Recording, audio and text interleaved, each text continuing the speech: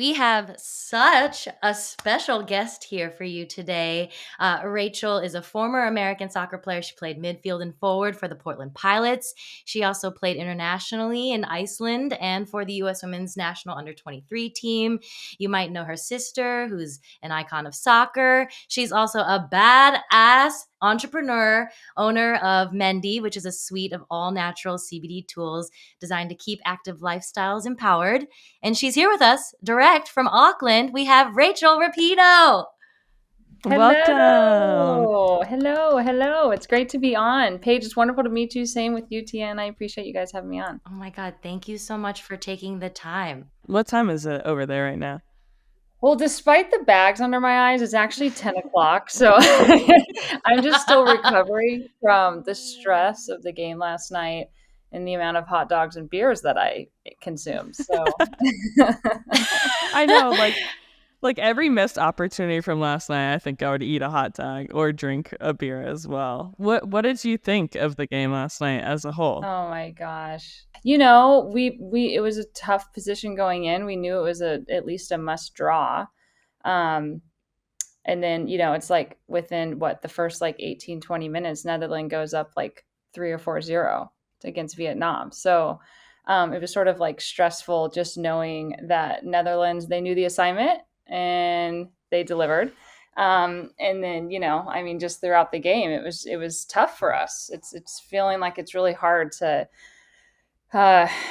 just get things like connected, synced, and spreading the field and using our flanks. And, we have so much talent on the field. So and again, I'm sitting in the stands eating hot dogs and drinking beer. So I know it's easier said than done, but But you know what you're talking about. It's stressful just knowing how much talent and we have on the team and how much there's an interesting mix of obviously 14 new players that they're competing in their first World Cup.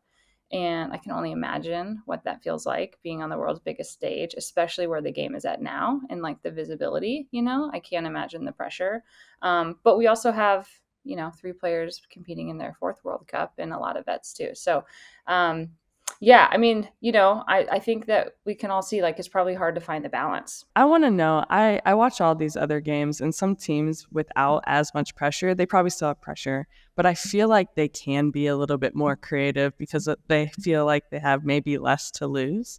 And I'm still waiting for our creativity to spark, whether that means like Rose Lavelle or Sophia Smith.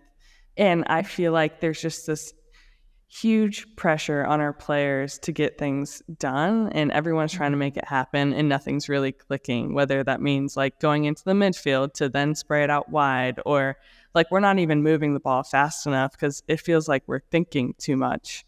Does that take a leader on the field? Does that take, okay, maybe we should go into these games with the underdog mentality? Well, what does that take?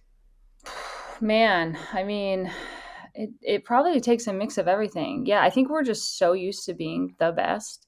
And I think we probably like take for granted as a team, but also just like as a nation, as a spectator of what all goes into that and the pressure of that, of like staying on top for so long. We're definitely seeing now more than ever that it's more competitive. Like there's not as much of a steep drop off in each group between the 1 and 2s and the 2s and 3s. Whereas before, you would definitely see like a pretty steep drop off, at least between the 2s and 3s. We're seeing more upsets. We're seeing just like incredible football across the board with all of these groups. In terms of the U.S. team, God, that's a great question. I would imagine it starts from the coaching, right? Like just making sure that you're leading from a posture of just like complete belief and confidence. And just putting the best players on the field and having like a game plan that you really believe is going to work. But yeah, I think in terms of like execution, at least from what I'm seeing, curious Paige and Tien, what you guys think too, but I think it's like across the board. It just seems like across the board, we are not executing at a level that we're used to seeing. And it could just be some players getting their feet back underneath them. We definitely have a number of players, Rose included, my sister, even Julie, like coming back from, taking a year off, having a baby, like, God, what? I can't even imagine having a kid and then like jumping into a World Cup. Crystal, No, that's absolutely crazy to me. it's bonkers.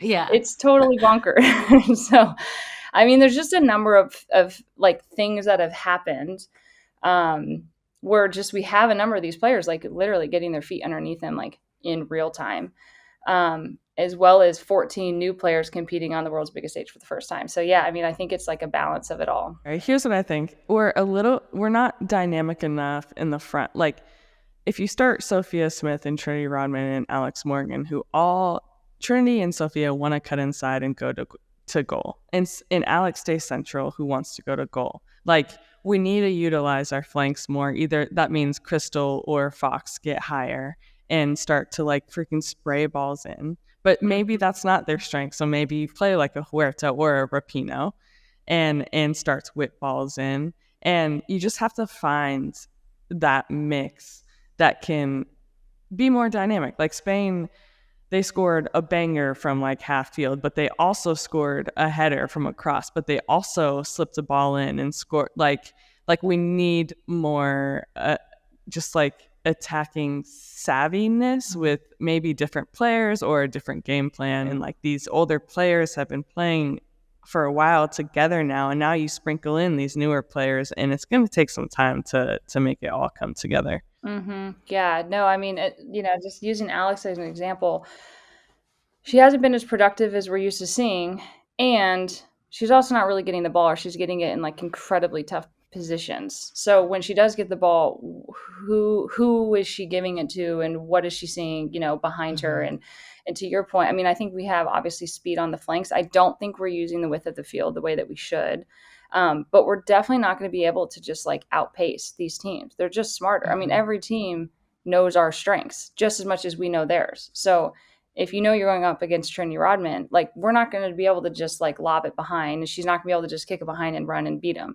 So we're going to, like, to your point, we're definitely going to have more balance in the top three, in our front three.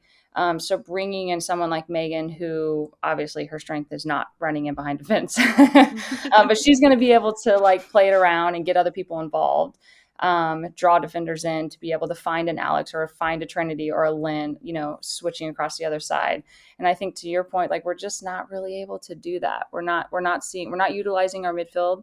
I think that we definitely need to get Crystal involved higher up the pitch. For sure. I am loving all of this.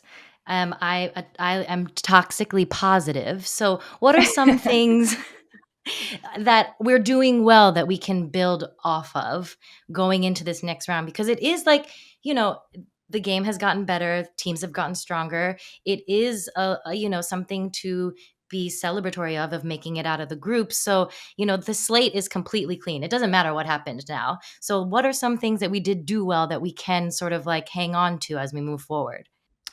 Well, I think, at this point going into round of 16, I read a stat today that was like we still only have one shot on goal, one like real shot on goal. So I think our defense obviously is very strong. I mean, Naomi, oh my God, I'm like the biggest Naomi fan. I'm obsessed. Oh my gosh. I know the composure. I'm just like, I want that in my real life. How do you stay so composed? Maybe Mendy. Maybe your company, Mendy. I know. I wish that we could take credit for it. I don't know. Maybe she is using Mendy. I'm going to ask her and her family. If not, that's the rumor. I'll start. Yeah, I mean, so our defense is staying organized, staying compact. That we've only allowed like one shot on goal. We outshot Portugal like 17-6. I think there were 6 shot on goal. So we are getting to, we're able to build up the field. We're able to like, get some shots on goal. I don't know. One would argue how dangerous all those shots were, but we're getting up the field, and we're certainly applying some pressure. So that is a positive. I think seeing Rose back in the mix, she hasn't played a full game since April. I don't see us winning a World Cup without Rose being able to like start and play. Unfortunately, she's out the next game, but she's a player that we absolutely have to have on the field. So it's good to see her get those minutes. Yeah. I'm interested to see what kind of combination in the midfield they have next game. I keep saying I would love just a solid 6 with like 2 more attacking midfielders to give like a different dynamic, because like you said, we have such a solid back line and we've been super solid defensively. Like, can we be more creative attacking? And I don't know if that means like DeMello or Sanchez or yeah, I don't know. But Yeah, or I mean, I'm even curious, like, what if we put, Lonnie in and move Julie up in the 6? What would that do? I don't know, like, if Yes. we're gonna be, bold enough to make a move like that in the round of 16. But I do think, I think, Andy, she's a really good player and she definitely is a force to be reckoned with defensively. But I think we're going to need a little bit more offensively from the 6 position. And Julie, she loves playing the 6. She loves going forward. So I think that could be an interesting move. I love Lonnie. I know she's inexperienced, but her and Naomi are used to playing together. They have great chemistry together. So I think that could be a really interesting move as well. yeah, I had an opportunity to play with Andy for a couple years on the Spirit, and she's so solid defensively and like cleans everything up, and that's exactly what we needed. And then I got to play with Julie with Angel City for a couple games, and the way she does direct things on the field, like every time she gets the ball, she does turn. And even if she gets clobbered, she's like, I'm going to win it right back, but I'm going to turn and try to find something forward. And I think that is like a really big strength of hers where, yeah, she's just going to be dangerous and they're going to have to worry a lot about her, which will hopefully free up space with our attackers more. And so that would be interesting to see for sure.